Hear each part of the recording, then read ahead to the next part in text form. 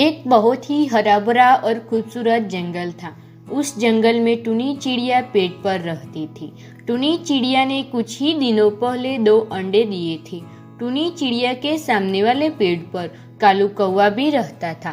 कालू थोड़ा आलसी था, उसे किसी भी बात की परवाह नहीं रहती थी। चलो, मुझे दाना ढूंढने जाना है, तब तक मैं कालू भैया को जाकर कह देती हूँ। फिर टुनी चिड़िया कालू कौवे के पास जाती है। कौवे भैया, मैं भोजन ढूंढने जा रही हूँ, तब तक आप मेरे अंडों का ध्यान रखिएगा। मैं आपके लिए भी भोजन लेकर आऊंगी, तब तक आप मेरे अंडों का अच्छे से ध्यान रखना। टुनी चिड़िया, तुम जाओ, मैं तुम्हारे अंडों का अच्छे से ध्यान रखूंगा, लेकिन हाँ, मेरे लिए भी भोजन ढूंढ कर लाना। ऐसा मत करना कि तुम अपने लिए ही भोजन ले आओ और मेरे लिए भोजन लाना ही भूल मत जाना। अरे नहीं नहीं कालू, मैंने इससे पहले तुम्हारे साथ ऐसा किया है जो मैं आज करूंगी। आप चिंता मत कीजिए, मैं आपके लिए भी भोजन ढूंढ कर आऊंगी। इतना कहकर टुनी चिड़िया भोजन की तलाश में चली जाती है। टुनी चिड़िया के जाते ही उससे घोंसले में जो 2 अंडे थे वह हिलने लगे। यह सब कुछ कालू कौवा देख रहा था। अरे, टुनी के अंडे तो काफी जोरों से हिल रहे हैं। इसका मतलब टुनी के बच्चे बाहर आने वाले हैं। चलो, टुनी के घोंसले में चला जाता हूँ। कहीं ऐसा ना हो टुनी के अंडे नीचे गिर जाए। अगर ऐसा हुआ तो टुनी चिड़िया मुझे छोड़ेगी नहीं। चलो चलो, जल्दी से उस घोंसले में चला जाता हूँ। फिर कालू कौवा टुनी के घोंसले में आ जाता है। कुछ देर बाद वह दोनों अंडे फूट जाते हैं और उन दोनों अंडों में से छोटी छोटी चिड़ियाएं निकलती हैं। अरे वाह, टुनी के बच्चे कितने सुंदर हैं। फिर थोड़ी देर में टुनी चिड़िया भोजन लेकर अपने घोंसले में आ जाती है। अरे वाह, मेरे दोनों बच्चे अंडे से बाहर आ गए, कितने सुंदर हैं दोनों। कालू भैया, आपका बहुत शुक्रिया, आपने मेरे दोनों बच्चों का ख्याल रखा। टुनी फिर अपने दोनों बच्चों के साथ अपना जीवन गुजारने लगी। एक दिन सवेरे सभी पक्षी तेजी से उड़ते हुए एक ही दिशा में जा रहे थे। टुनी बोलती है, यह सारे पक्षी कहाँ जा रहे हैं? पर सभी इतने घबराए हुए क्यों हैं? कहीं हमारे जंगल में कोई खतरा तो नहीं आ गया है? आखिर क्या हुआ? सभी पक्षी इतनी भागदौड़ क्यों कर रहे हैं? मुझे लगता है कोई गंभीर समस्या आ गई है, तभी सब पक्षी इतने घबराए हुए हैं। तभी टुनी कालू कौवे को आवाज लगाती है और कौवा टुनी चिड़िया के पास आता है। कालू भैया, क्या हुआ? सब लोग इतना भागदौड़ क्यों कर रहे हैं? क्या हुआ? कुछ समस्या आ पड़ी है? क्या टुनी बहन, आपको नहीं पता है? सर्दियाँ आने वाली है और सभी पक्षी का मानना है कि इस बार सर्दी का आतंक बहुत खतरनाक रहेगा। दूसरे जगह पर सर्दियाँ शुरू हो गई है, वहाँ तो इतनी बर्फ गिर रही है कि सभी पक्षी मर रहे हैं। सभी पक्षियों के घरों पर बर्फ जमा होने लगी है। हमें भी कुछ तैयारियां करनी होगी, इसलिए सभी पक्षी नारियल के पत्तों से अपने नए घर बना रहे हैं और छत ठीक कर रहे हैं, क्योंकि सर्दी के कहर से बच पाए। अरे, मैं यह तो भूल ही गई कि कुछ ही दिनों में सर्दियों का मौसम आने वाला है। मेरा यह घोंसला बहुत टूटा फूटा है। सर्दियों में मैं अपना और अपने बच्चों का ख्याल कैसे रख पाऊंगी? मुझे भी अपने घर के लिए नारियल के पत्ते लाने होंगे। टुनी बहन, क्या बात कर रही हो? इस जंगल में नारियल का सिर्फ एक ही पेड़ है। सभी पक्षी उस नारियल के पेड़ से पत्ते तोड़ रहे हैं।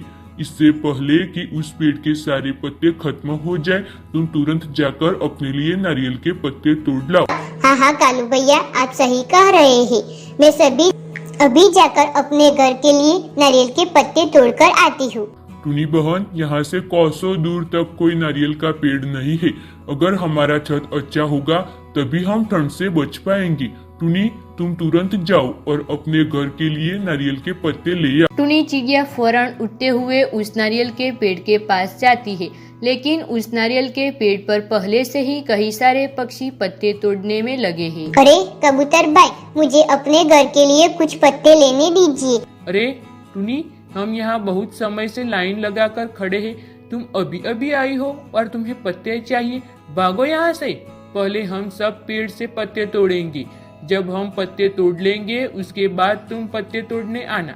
टुनी चिड़िया बहुत कोशिश करती है, लेकिन वहाँ पर जितने भी पक्षी मौजूद थे वह टुनी को पत्ते नहीं तोड़ने देते हैं और टुनी चिड़िया को वहाँ से भगा देते हैं। टुनी उदास होकर अपने घर लौट आती है। माँ, क्या हुआ है? आप नारियल के पत्ते क्यों नहीं लाए? बेटा, उस नारियल के पेड़ पर पक्षियों की बहुत लंबी लाइन लगी है। पक्षी इस सारे दिनों से वहाँ पत्ते तोड़ने में लगे हैं। पता नहीं हमारा नंबर कब आएगा। अगर नारियल के पेड़ के पत्ते खत्म हो गए और हमें सर्दियों में पत्ते ना मिले तो हम क्या करेंगे? हम तो ठंड से कहर से ही मर जाएंगे। मेरे बच्चों, तुम्हें ऐसे चिंता मत करो। नारियल के पेड़ पर बहुत सारे पत्ते हैं। मैं शाम को जाऊंगी, तब तक सभी पक्षी वहाँ से जा चुके होंगे। तभी मैं वहाँ से पत्ते तोड़कर ले आऊंगी। अब शाम हो गई। जैसे ही टुनी चिड़िया नारियल के पेड़ के पास पहुँचती है, उसकी आंखें फटी की फटी रह जाती है। देखती है नारियल के पेड़ पर एक भी पत्ता नहीं बचा हुआ था। अरे, यह क्या? इस नारियल के पेड़ पर तो एक भी पत्ता नहीं है। अपना घर कैसे बनाऊंगी?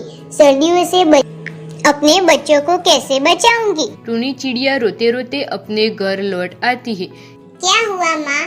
तुम नारियल के पत्ते नहीं लाई? टुनी चिड़िया रोते रोते अपने बच्चों को सारी बात कहती है।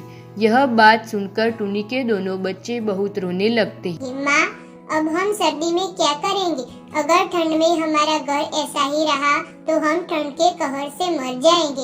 अब तो भगवान ही जाने बेटा क्या होगा। यूं ही दिन बीत जाते हैं। सर्दियों का मौसम आ जाता है। सारे पक्षियों ने अपना घर इतना मजबूत बना लिया था कि उन्होंने सर्दियों का एहसास ही नहीं हो पाता था। सर्दी ने अपना भयंकर रूप दिखाना शुरू कर दिया था। चारों तरफ बर्फ ही बर्फ गिर रही थी। मुझे भी बहुत ठंड लग रही है। मैं इस टूटे फूटे घर में नहीं रह पाऊंगी। हमें यहाँ बहुत ठंड लग रही है। माँ, बच्चों, थोड़ा सब्र रखो, कुछ करती हूँ। टुनी चिड़िया कालू कौवे के घर जाती है।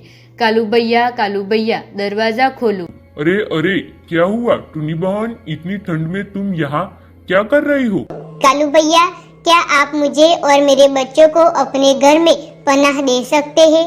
मेरा घर बहुत टूटा फूटा है और मेरे बच्चों को ठंड लग रही है। माफ करना टुनी बहन, मेरा घर पहले से ही छोटा है। मेरा बेटा बबलू अब लौट आया है। मैं आपको अपने घर में पनाह नहीं दे सकता। मुझे माफ कर दे। लेकिन कोई टुनी चिड़िया को अपने घर में पनाह देने के लिए तैयार नहीं होता है। टुनी रोते हुए अपने घर लौट आती है। मेरे बच्चों, अब मैं तुम्हें कैसे बचाऊं? अगर ऐसा ही रहा तो मेरे बच्चे मर जाएंगे। थोड़ी देर बाद टुनी के एक बच्चे की मौत हो जाती है।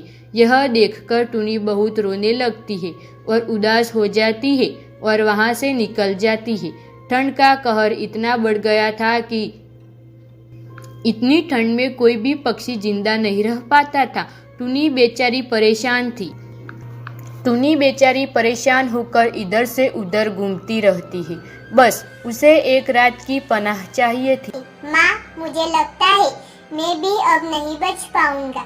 मुझे भी बहुत ज्यादा ठंड लग रही है। बेटा, बस थोड़ी देर और मैं एक गर्म जगह तलाश कर रही हूँ। टुनी का बेटा मोना अपनी आखिरी सांसें ले रहा था। टुनी हर वक्त इधर उधर गर्म जगह तलाश कर रही थी, पर उसे कोई गर्म जगह मिली नहीं। भगवान, मेरे बच्चे पर रहम करो। तभी वहाँ टुनी को एक बड़ा सा नारियल का टूटा हुआ फल मिलता है। यह देखकर टुनी चिड़िया के चेहरे पर मुस्कान आ जाती है और कहती है, अरे, मैं इस नारियल में अपने बच्चे के साथ रह सकती हूँ। सबसे ज्यादा सुरक्षित जगह तो यही है। तभी तो टुनी अपने बच्चे को नारियल के अंदर ले जाती है और वहाँ रहने लगती है। सर्दियों के मौसम में टुनी नारियल के अंदर रहकर अपना जीवन बिताने लगी। इस तरह टुनी ने अपने और अपने एक बच्चे की जान